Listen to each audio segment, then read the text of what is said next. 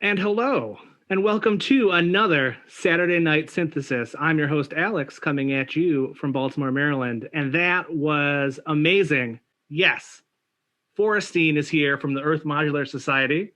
Their preferred pronouns are they, them. In addition to being a talented musician, Forestine has been a tireless member of the synth community, helping to organize and facilitate the little corner of the internet in which we hang out. You might know their music from the Earth Modular Society's live streams or WMD's most recent Freak Boutique. Forestine's an incredible synthesist and an inspiration for the theme of tonight's show, which is Beyond the Beat. If you in the audience watching on YouTube have any questions or comments about the show, leave them in the comment section and we'll love to hear from you. And while you're there, why don't you like and subscribe to the show? Just click the button. Just do it. Just do it right now. You're looking at it. Thanks. Check us out on Instagram, where our handle is at Saturday Night Synthesis. And you can also check out Forestine. Their Instagram presence is at Forestine. Check that out. And the links to that and all their other social medias, all the social meds, as no one says anymore because I just said it and it made it not cool, will be in the details for this episode. We have a big audience tonight. It's super exciting. Throughout the show, if you have any questions or comments, type them in the chat and I'll keep an eye on it.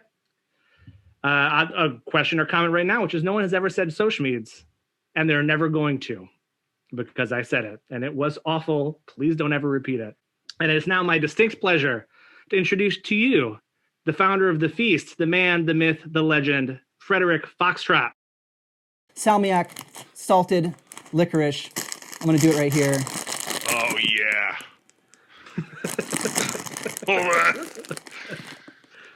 Woo! Let me get ready. Okay, this is exciting because I'm a big fan of this licorice here. That was great. It's It really also salty. has, like, doesn't it have caustic soda in it or something, and it like eats your mouth while you eat it? Now, is that I for hope so. salmiak or just licorice? Well, I also have some. Okay. So, Got salmiak. I mean, as far as licorice goes, it's pretty diabolical, right? I mean, no, it's amazing. It's Yeah. really great. I mean, especially with the kind of weird thing about it is that the licorice hits you, and then like 3 seconds later, the salt hits you like really hard. Kind of hurts. I mean, I really like salt. I mean, I like salt. I like a lot of salt, and I like licorice. So, I don't think I could probably eat this whole thing in one sitting. But probably 2 or 3. That's how they keep you. That's how they keep you hooked. Just 1 or 2 I mean, that at a is time. salty. No, 5 or 6. 5 or 6 All right. settings. No. We'll see the follow up when you got that bag finished, right? All the moisture is now gone from your mouth. Now go talk for an hour. I got to go chug my root, because I'm having root beer. So root beer and root beer. Glad I could help on the licorice front. All right. Hi, everyone. Well, so you were talking about how kind of the theme for the show is Beyond the Beat. How did you kind of relate the piece that you made to the Forestine's work? So, well, first of all, like for the piece I made, it wasn't like there was nothing clocked. So I guess the core of the concept, let's call it the concept of Beyond the Beat, which is like just a cute way of saying how to find rhythm without a drum machine. I think that oftentimes people really look for a drum machine to give you direction and give you rhythm and tell you how, where to find it, instead of the kind of task of having to try to find the rhythm. And one of the things that, all synthesis, or a lot of synthesis has, is things like LFOs and oscillators, which have a natural kind of growth, expansion and contraction, or peaks and valleys, even though they're very slow. Sometimes I think I watched a YouTube video where they claim that the slowest beat a human being can recognize is something like 33 BPM, which stands for beats per minute. But especially, or even when there's a multiple LFOs that are kind of weaving in and out of one another. I think that, one of the things listening to Forestine's music is their music is very you listen to it and you find a rhythm even though there's no drum there. And you know, I made a comment the other day. There was a kind of moment that, like, I listened to a lot of early Tangerine Dream, so like the first 4 records. I listened to a lot of Tangerine Dream period, but especially those first 4 records. And just there was kind of that same concept was happening in many ways there. Also with the use of kind of white noise and things like that, that to kind of have the wave sounds, right? Because then it almost has the sound of the ocean coming in and out, or something like that. Anyways, but beyond the beat, like I said, it's just a cute way to talk about it in a way that to challenge the listener, finding ways to listen to rhythm and listen to pulses that aren't necessarily rooted into some kind of clock. That's the kind of concept of the show, and something that I wanted to experiment with myself with the banjo, a little out of my wheelhouse, but definitely something I do by myself quite a bit, more so than I do for other people. But well, and this is a kind of a question from Robbie in the audience. You know, he wanted to know, how do you make the banjo has this kind of plucky, kind of rhythmic sound because as you're picking the strings, and did you factor that kind of into when you're trying to make a song that's less beat oriented, or is that kind of, it's not a drum machine, so is that kind of what you're going for too, which is like kind of the natural rhythms of the instruments? Yeah, I mean, that's one of the things I was thinking about, is just you know, you can't get around the fact that I'm playing, you know, I do like 4 measures of like an E minor, and then I go to 3 other chords instead of 4. So I'm kind of losing ideally I'm like losing a measure that wasn't predictable. But nevertheless, I think the point of the question maybe, and correct me if I'm wrong, like it still fits within a meter. So in some ways, would I be saying that this kind of goes against that concept? And in some ways, I think you're right. However, when you bring it over to the phonogene and begin cutting it up, it like further instantiates the concept, right? So yeah, I mean, the banjo really just came out of the collaboration or having Forestine on the show. But I did think about that as halfway through. I was like, well, I am kind of, all my looper pedals are MIDI clocked, and so those were all the MIDIs were off, so everything was like acting independently, and then of course nothing was connected to the Mother 32, which was providing the white noise and the kind of the bass tone, and then I had the Moog Little Fatty Stage 2, which was having the kind of filter screech sweeps for the bass. But I don't know, Rob. You know, I definitely decided to try to use it to my advantage once I kind of thought about that halfway through. It was like an afterthought, and then I tried to kind of like work it in. But I don't know. We'll see if it worked or not. Well, now I'm really excited to hear the song from our special guest Forestine. So now, Forestine, will take it away.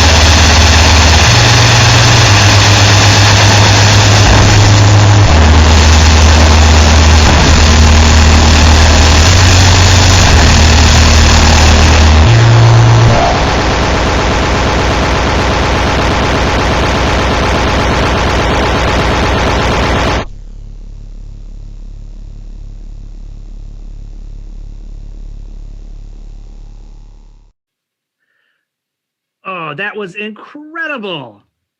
Oh, I really, really, really, really like that. Oh, man. And everyone in the comments in the chat likes it too. They're excited as I am. So, Forestine, if I could ask you a question about that, you were talking earlier about, and I heard it too. Compared to some of your other music, that is more metered and more kind of beat oriented than some other stuff. Why'd you make that choice? I really liked how it worked in the song. I got really excited about it. But why'd you make that choice for this piece? Yeah, that was funny because I made this piece before you told me what the theme was, and I was like, oh no. Yeah, I why did I do that? I had started with this other patch, and I was trying to get it to work for like 3 days, and I took everything out except that kick, that like, and then that bass thing, and I don't know, it just like wanted to be like that, and so it happened. Sometimes that's the way it works. Yeah. I found it I found the beat very like narrative. Like it was like someone in the chat was like like Nightmare Train, but it did kind of have that like hissing like train noise. But I found it really like the beat made it really like propulsive and narrative, and all the different parts were like almost different like parts of the story or places it was going. Because you had parts that were more melodic, some melodic elements, and some that were introduced more noise, and that went away. But I found like the beat was really. I thought it really worked. I thought it was really cool like that. I really liked the effect of that in the piece.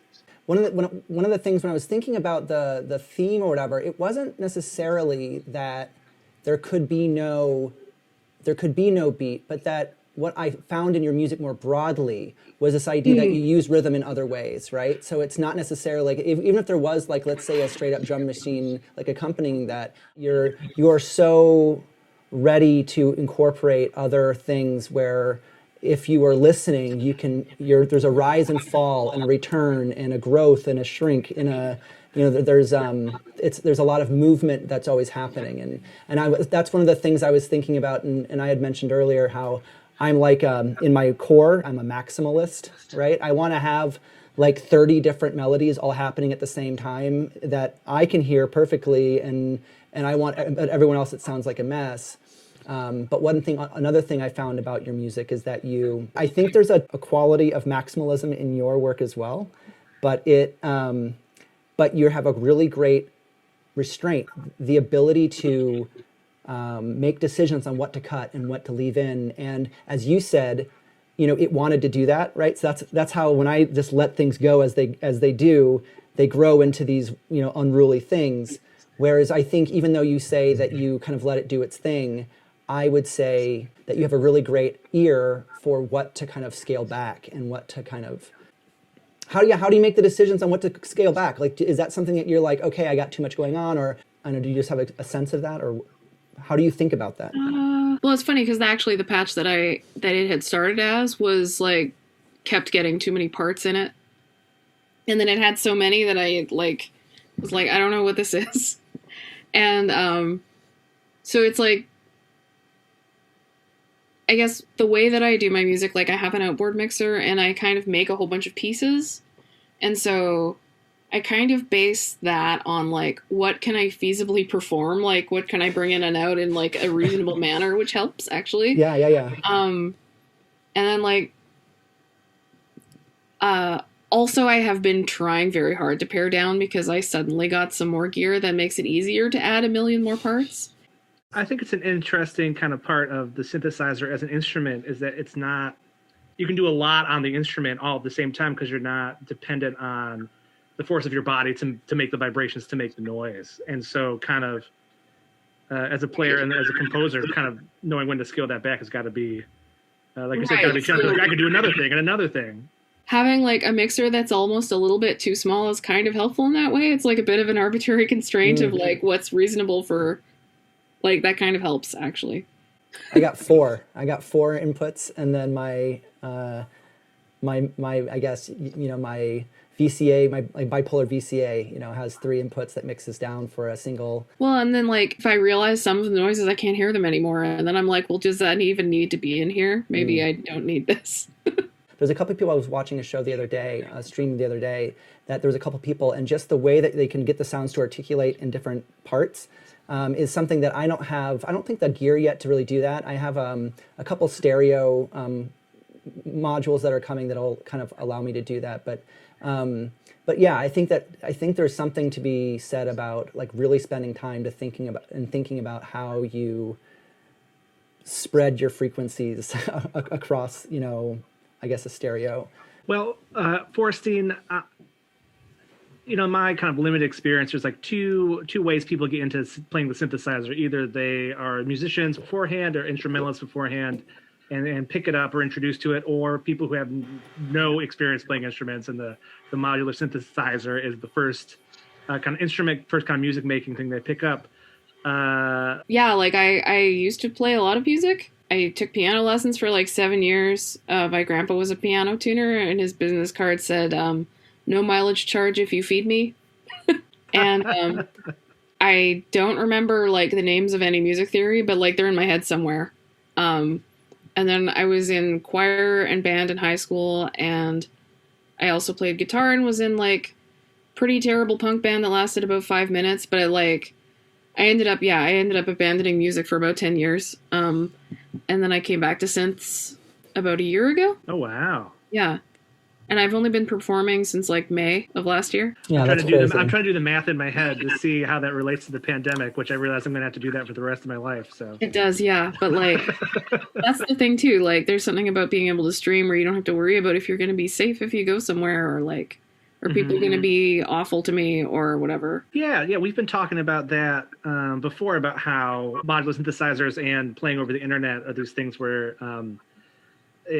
people can make connections. You're kind of literally eliminating space. So you're both not in other people's space, but also people can be in your space, but in a way that is safe. It's one of the things I find really interesting kind of about the kind of community of synthesis online is how it really, more so than I think other instruments, engages and feeds off this changing ideas of space that the internet and things like Zoom and streaming afford. Oh, I have a question from the audience, which was that piece was really reminiscent of doom or sludge metal. And did you take any inspiration from that? And if not, where do you find inspiration? Because it really was an evocative piece. I don't really listen to metal at all. I like punk. I like the noises and the textures and like just the kind of ominousness of like all of that stuff happening at once. Yeah. It was like Ado said it was like a Godspeed drone. Frederick, do you have anything else you want to touch on before we open it up to the audience? I was wondering, was there anything that you wanted to kind of bring up about your music and your approach, or anything that you find unique about your work? One thing that I've been thinking a lot about is when I was mad at music, I went to art school, and then I went to grad school, and then ruined art for myself. But when I made my art practice, I always talked about my work being about feelings and like vulnerability and stuff like that. And then I started making music, and I was like, this is a detour from art, and I'm not going to make it be anything serious so that I don't jinx myself or something.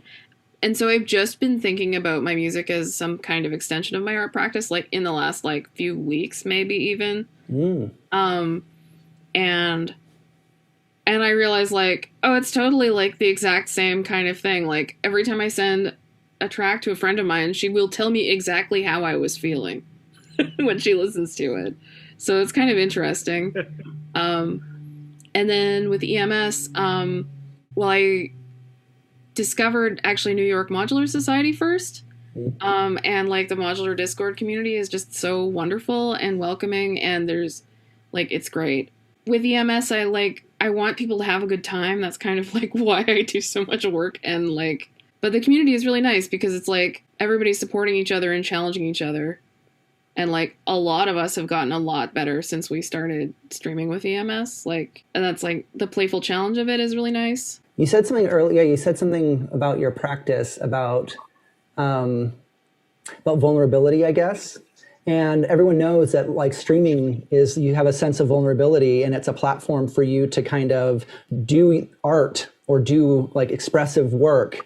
in a space of vulnerability. I mean, in some ways, because of its constant streaming, the 24/7 nature of it, there's maybe the stakes aren't as high because so much is produced that it's like, oh, no big thing. It still allows you to get out there in front of people or whatever, but not have the stakes seem so earth-shatteringly heavy, you know? And there are amazing players. Everyone makes mistakes, but it's no big deal, you know? It's something that you can be vulnerable in front of other people. And especially, I really don't know if all communities are like this. I don't know if all synth communities are like this. I don't think they are. I honestly don't think they are. I mean, we all know that there's a quality of synthesis that, you know, because of maybe its price or because of its a lot of technical sides of it, that there can be a kind of snobby quality to it. But the community that we're a part of is so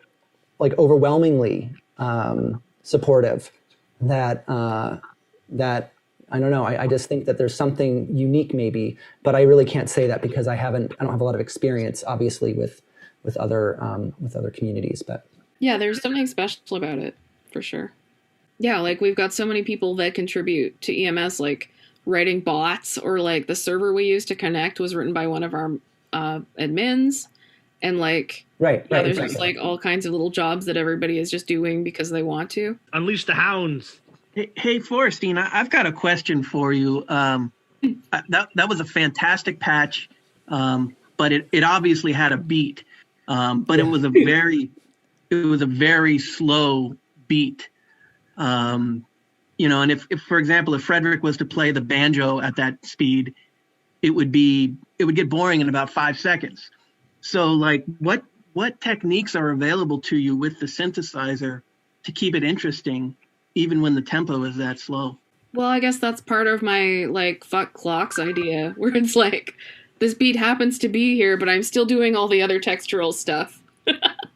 And there's still things happening. And, like, in that case, like, I kind of felt like the beat was there to kind of make it feel like it was almost emphasize how slow it was. Did I answer your question? Yeah, you did. Thank you. Forestine. Hello. Hello. I am curious about what changed in the past couple of weeks that has led you to start taking this more seriously. Is it, and I'm going to be a little leading because I would like you to answer. So, is it confidence from playing so much, from being on EMS? Is it something that happened that allowed you to be more creative? What about it is different that you don't fear messing it up the way you maybe did, or messing up emotionally what you did with your other types of artwork? I feel like it was quite a while to come to that realization, but it was like I had to write a bio, which you actually helped me write. But anyway, I had to write a bio for something for like the first time I actually had to write something. And I was like, I guess I have to talk about this now. And then I'm like, oh, it is like this. Like, it just kind of happened. I think I was just very cautious for a long time. And I slowly just, yeah. And the community helped a lot, like a lot. It's just nice to see people grow that way, you know, and take a chance on something that they wouldn't have taken before. So yeah. I And I'm like, cool. Even if I don't think I'm doing this, I'm like looking at all the things I'm doing and I'm like, I guess I am though. So. Thank you. Oh, it's just interesting you said that too. When Frederick, when we first started doing the Saturday Night Synthesis show, you know, if you only watch the streams, you're like, oh, I didn't have confidence. You know, you only watch the streams, it's like or watch someone play the synthesizer, it's this very like badass, like, you know, like everyone looks like they know what they're doing and feels very confident with themselves, and they're like spinning the knobs and putting the cables in, you know, and then to kind of go behind the curtain and be like, oh no, like wasn't kind of, you know, terrified or nervous and stuff like that. It's really. As someone who just like watches a lot of music, it's always really interesting to kind of peer behind the curtain and be like, oh no, behind the scenes stuff is not always visible. through the droning noises and the patch cables. And well, like, and the one thing with synths, and like, I have not felt this with art for a very long time, which is why it was so exciting. Because I didn't want to fuck it up, I just kept saying I was doing it just for my own enjoyment for the longest time. And then I was like, oh, other people are actually telling me that they like this. So, like, changing, like, the order of that priority was very helpful. Port. Feeling validated. Mm-hmm. Yeah. Or, like, being able to be like, well, I enjoy what I'm doing, so whatever. Yeah. Yeah. Cool. Yeah, and like particularly like modular synthesis on the internet does that too, because you're doing it in your own space, you're doing it, you know, in your own headphones, you're kind of doing it for yourself. There's no audience in the space with you, you know, so it kind of lends itself to. Yeah, like I'm just in my own house. Like my studio is my kitchen table, so. Yeah. I guess I have another question, since you haven't been doing this very long, and most of it has been during the pandemic. When things begin to open up again, do you see yourself playing live in front of an audience? I probably will, but it's kind of terrifying. I haven't like played music in front of an audience since I was like 18, like in real life. In meat space. In meat space, yeah. You know, it was interesting too because, well, you know, and you know, Jason, you just said, you know, live in front of an audience, but it is like live in front of an audience all the time, right? You know, like it was I found it interesting that you said that, because that is what's happening all the time. What we're really talking about is like performing in space with other people, you know? Yes. And so like, what is it that you're really talking about when you're talking about that? It's a different experience because people, there's a difference between being at home and coming across a stream or visiting a stream that someone might be doing, or even going to a performance and watching something specifically. There's a huge difference between that and then choosing with your friends to go to a venue to see an artist perform. That's an entirely different experience than this, even though there is crossover and similarity. And there's an energy that you get in a space, a shared space, even though this virtual space is shared, and you can feel some of that energy, you can't reach out and touch it, you know, like in the same way. So yeah, I love to go to shows and used to go to shows all the time. And when I get back, it'll just be me like crying, curled up in a fetal position on the sticky beer covered floor somewhere. I don't go to very many in-person shows at all. Like I like don't like going to loud places. I like to listen to my own loud thing and not anybody else's loud thing.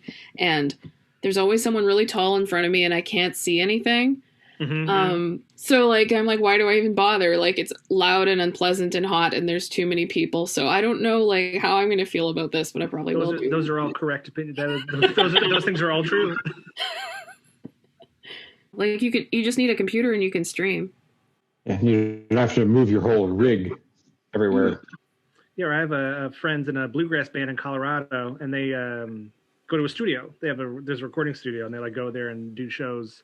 I've been doing them like every month, and you can Venmo them money, and they do a whole show, and it sounds great, and it's a setup, and you can sit in your living room and watch it on your TV. Well, that's going to be it for this week for us. A huge thank to everyone who came to watch the show on Zoom. Thanks for everyone watching it on YouTube. Thank you, Forestine, for coming and playing that amazing music and answering our questions. Thank you for Frederick for making all this happen and for your amazing music. I can now tell people I've heard analog synthesizer banjo music, and they will not be impressed, but I was impressed.